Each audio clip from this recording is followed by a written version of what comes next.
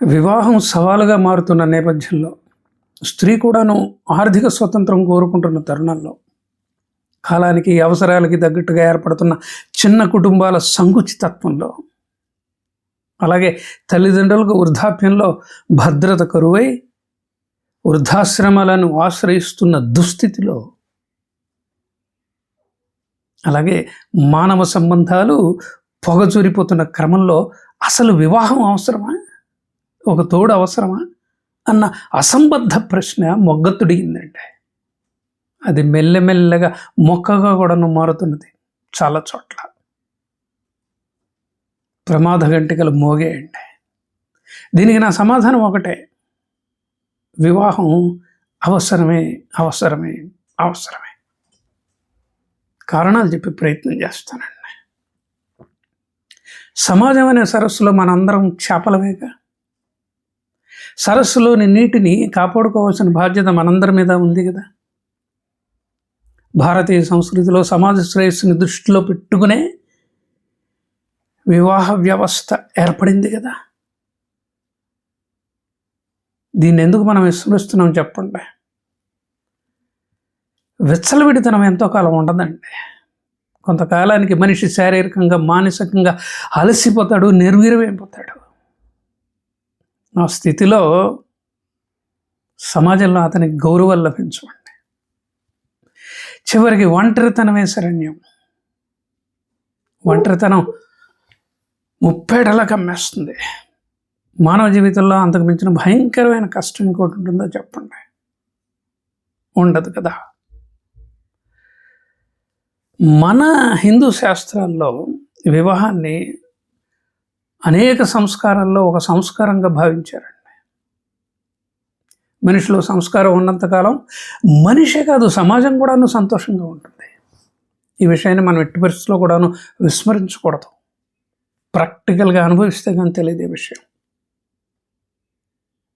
మానవుడు సంఘజీవి. ఏకో నారాయణలాగా ఉలిపికట్టలాగా ఒంటరిగా ఏవ భవబంధాలు లేకుండా బతకలేడండి. స్త్రీ పురుషుల మధ్య ఆకర్షణ అవసరం అనేది ఎప్పటికీ ఉంటూనే ఉంటుంది. అది శాశ్వతం కూడాను, పోయిన తర్వాత కూడాను. జీవిత భాగస్వామి పోయిన తర్వాత కూడాను ఆ జ్ఞాపకాలని కృతజ్ఞతతో శేష జీవితాన్ని గడపవచ్చు అండి. అలా గడుపుతున్న వాళ్ళు చాలామంది ఉన్నారు. ఎంతకంటే ముఖ్యమైన విషయం ఇంకోటి ఉందండి, అదే కృతజ్ఞత. అవగాహన ఉన్నప్పుడు, అవసరాలు తీరుతున్నప్పుడు, ఆలోచనలు పంచుకుంటున్నప్పుడు, నేను నీకెంత అవసరమో నువ్వు కూడాను నాకు అంతే అవసరం అన్న భావన తప్పకుండా బలపడుతుందండి. ఈ భావనోద్యమంలో భాగమే వివాహం. వివాహం అంటే రెండు గుండెలు విడివిడిగా కొట్టుకోవడం కాదండి, రెండు హృదయాలు ఏకకాలంలో ప్రతిస్పందించటమే. అసలు స్పందనే లేకపోతే ప్రతిస్పందన ఎక్కడొస్తుంది చెప్పండి. కాబట్టి స్పందనే కలయిక, ప్రతిస్పందనే వివాహము, ప్రతిస్పందనే భావి జీవితము. స్పందన ప్రతిస్పందన లేని జీవితం మృతంతో సమానం అండి, శిలతో సమానం. యవ్వనం శాశ్వతం కాదు, డబ్బు శాశ్వతం కాదు, కీర్తి శాశ్వతం కాదు. కానీ ఒక్కడి మాత్రం మనం మర్చిపోకూడదు, నాన్న అమ్మ పోషణ రంధిలో పడిపోయి అలసిపోయారు. నాన్న మీరు విశ్రాంతి తీసుకునే సమయం ఆసన్నమైంది. ఇంతకాలం మీరు మాకున్నారు, ఇక మేమున్నాం మీకు అన్న మాటకి మించిన కృతజ్ఞత ఇంకోటి ఉంటుందో చెప్పండి. ఆ బంధాలకి ఉన్న విలువ ఇంకా దేనికన్నా ఉంటుందా చెప్పండి మానవ జీవితంలో? ఇంకో కోణంలో చెప్పే ప్రయత్నం చేస్తాను. న్యాయం సమాజం కోసం, న్యాయం కుటుంబం కోసం, న్యాయం వ్యక్తి మనుగడ కోసం, వీటన్నిటితో పాటు ధర్మం అనేది ఒకటి ఉందిగా. అది సమాజము ప్రపంచం శ్రేయస్సు కోసం అండి. వీటన్నిటికీ ఆలంబనే వివాహం. శాస్త్రాలు వివాహం గురించి చాలా అద్భుతంగా చెప్పాయి. ధర్మ ప్రజ సంపన్నార్థం వివాహ అన్నారు. అర్థం ఏంటంటే వివాహం అనేది ధర్మము, సంతానము, సంపద కోసం ఏర్పాటు చేయబడిన ఒక పవిత్ర వ్యవస్థ, పవిత్రమైన బంధం అని చెప్పింది. సహధర్మచారిణి భార్య అని కూడా చెప్పింది. భార్య అనేది భర్తతో కలిసి ధర్మంలో నడిచే ఒక అద్భుతమైన సహచారిణి అని. అట్లాగే భార్య భర్తకి అర్ధాంగి, అతని జీవితంలో సగభాగం ఆమెతోనే గడిచిపోతుంది. ఎందుకంటే అద్భుతమైన మాట చెప్పింది శాస్త్రం. అదేంటంటే వివాహం అనేది ఒక అద్భుతమైన యజ్ఞము అని. ఇద్దరు ఆత్మలు కలిసి సమాజానికి, కుటుంబానికి, ధర్మానికి సేవ చేయటమే ఈ యజ్ఞం అనే వివాహం అని కూడా చెప్పిందండి. ఎవరి కర్మని వాళ్ళు అనుభవించడానికి ఈ భూమి మీద వస్తున్న నేపథ్యంలో ఆ కర్మగా మారకుండా ఉండటానికి వెసులుబాటు ఏదన్నా ఉంది అంటే అదే వివాహం అండి. ఆ వైవాహిక జీవితమే మోక్షానికి ఒక విధంగా చెప్పాలి అంటే వేదిక. ఇంకొక సున్నితమైన విషయాన్ని టచ్ చేయడానికి ప్రయత్నిస్తానండి. ఓదార్పు లేకపోతే జీవితం ఎంత అశాంతితో, అతలాకుతలతో ఉంటుందో ఒకసారి ఆలోచించండి. అందుకే వివాహం అండి. ఆ ఓదార్పు కోసం ఈ వివాహం.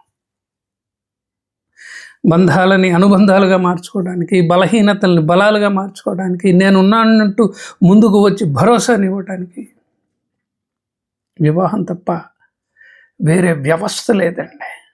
స్నేహాలన్నీ కూడా తర్వాతనే. ఒక్క సన్నివేశాన్ని ఊహించుకోండి. మీరు హాస్పిటల్లో ఐసీయూలో బెడ్ మీద ఉన్నారు. కంగారు పట్టడానికి, కన్నీళ్లు పెట్టుకోవడానికి, పలకరించడానికి, తినిపించడానికి, చివరికి డిశ్చార్జ్ అవుతున్నప్పుడు బిల్లు కట్టడానికి, ఆ మాటకు వస్తే ఇంటికి వచ్చిన తర్వాత కూడాను సేవ చేయడానికి, కదల్లేని పరిస్థితుల్లో కూర్చోబెట్టడానికి, దుప్పటి కప్పడానికి, నిద్ర పట్టేంతవరకు పక్కనే కూర్చునటానికి, నాన్న వ్యక్తి లేని ఒంటరితనం ఊహకందనేదండి. తలుచుకుంటే కన్నీళ్ళు కూడా వస్తాయి. అంటే sincerely speaking, marriage life is celebration of love, celebration of trust, celebration of partnership, celebration of tolerance, and celebration of tenacity also.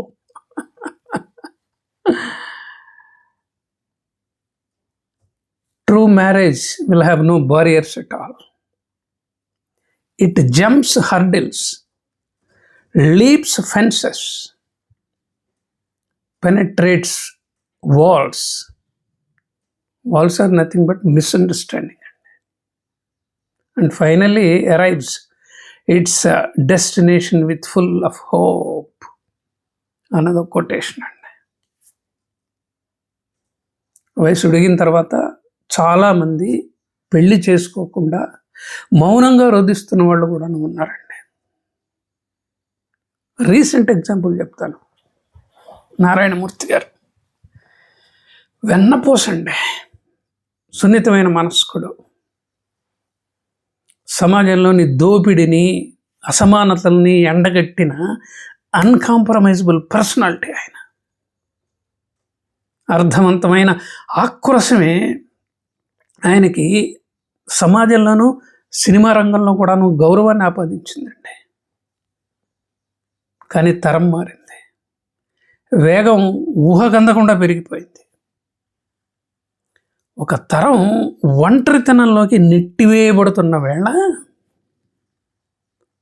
Narayanamurthy గారు అన్న మాటలు ఏంటంటే,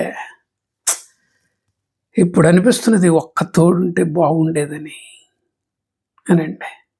ఆయన మాటలు వింటుంటే నాకు కూడాను కళ్ళీళ్ళు వచ్చాయి. చివరిగా ఒక మాట అండి, వివాహంతో మనకి బాధ్యత వస్తుంది. అంతకుముందు ఎట్లయినా ఉండొచ్చు, పైలాపచ్చీస్గా ఉండొచ్చు, స్నేహితులతో ఇష్టం వచ్చినట్టు గడపచ్చు.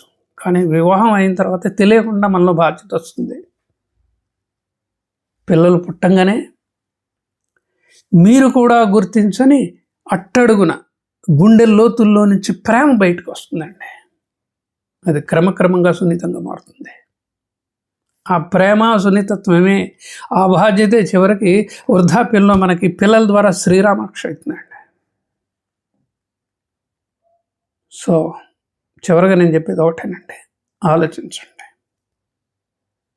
ఆలస్యమైన జీవిత భాగస్వామిని వెతుక్కోండి.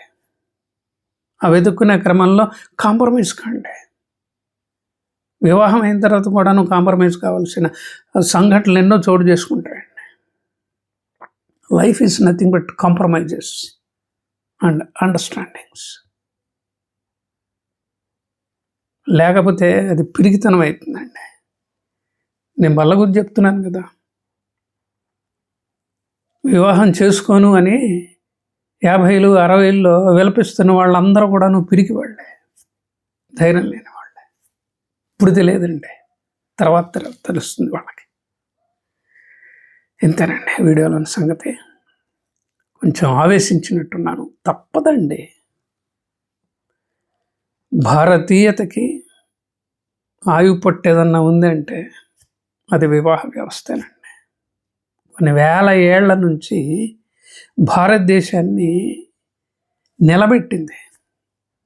ఎన్ని దాడులు జరిగినా, ఎంత కుళ్ళు కుతంత్రాలతో భారతదేశాన్ని దోచుకోవడానికి ప్రయత్నించినా కూడాను ఇంకా తన అస్తిత్వాన్ని నిలుపుకుంది భారతదేశం.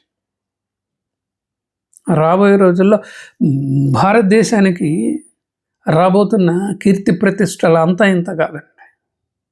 ఈ తరుణంలో వివాహం అవసరమా అని ఆలోచించటం ఎంత దౌర్భాగ్యం అండి, ఎంత మూర్ఖత్వం, ఎంత పిరికితనం. ఒక్కసారి ఆలోచించండి. ఇంతేనండి. సో ఈ వీడియో నచ్చితే చాలామందికి షేర్ చేయండి. అలాగే నా ఛానల్ కూడా సబ్స్క్రైబ్ చేయండి. బెల్ ఐకాన్ ఉంటుంది నొక్కండి. కామెంట్ బాక్స్లో మంచి మెసేజ్ పెట్టండి. అన్నట్టు మర్చిపోయిన లైక్ బటన్ ఉంటుంది నొక్కండి. లేదు కిరణ్ గారు మీతో మాట్లాడాలి అని అనుకుంటే నాతో హాయిగా మాట్లాడొచ్చండి. నా ఫోన్ నెంబర్ 9491063089. నమస్కారం.